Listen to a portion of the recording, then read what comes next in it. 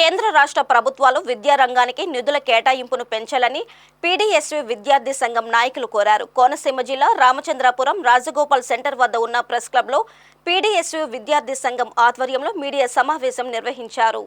ఈ సందర్భంగా పీడీఎస్యూ రాష్ట్ర సహాయ కార్యదర్శి బి సిద్ధు, అరుణోదయ రాష్ట్ర కార్యదర్శి వి భీమశంకరం, పీవైఎల్ నాయకులు అంబటి కృష్ణ, ఐఎఫ్టియు నాయకులు చింతా రాజారెడ్డి మాట్లాడుతూ ఏ దేశమైనా అభివృద్ధి చెందాలంటే ఆ దేశ విద్యా విధానం మీద ఆధారపడి ఉంటుందన్నారు. దేశాల అభివృద్ధి స్థాయి విద్యారంగంలో అవి సాధించిన విస్తృతిపైన ప్రమాణాలపైన ఆధారపడి ఉంటుందని అన్నారు. విద్యపై కేంద్ర రాష్ట్ర ప్రభుత్వాలు స్థానిక సంస్థలు చేస్తున్న ఖర్చు జీడీపీలో 4% దాటడం లేదని, దేశంలో విద్యారంగం తీవ్ర సంక్షోభంలో కూరుకుపోయిందని ఆవేదన వ్యక్తం చేశారు.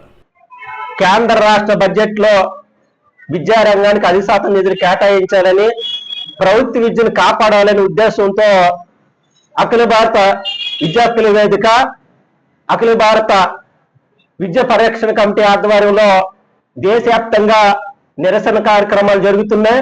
అందులో భాగంగా మరి మంత్రులకి, ముఖ్యమంత్రులకి వినతి పత్రాలు కూడా ఇవ్వడం జరుగుతుంది. ఎందుకంటే ఆల్రెడీ ఇదంతా కూడా బడ్జెట్ కాలం, దేశ భవిష్యత్తు అంతా కూడా మరి కేంద్ర రాష్ట్ర బడ్జెట్ల మీద ఆధారపడి ఉంటుంది.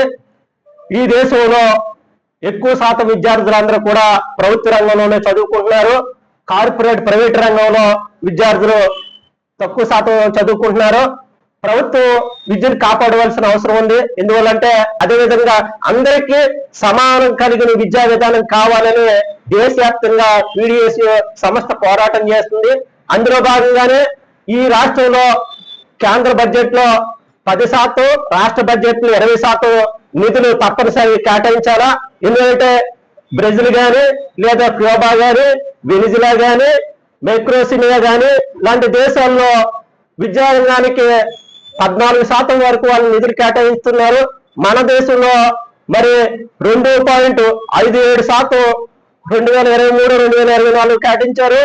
2024-2025లో 2.51% తగ్గించేసింది కేంద్ర ప్రభుత్వం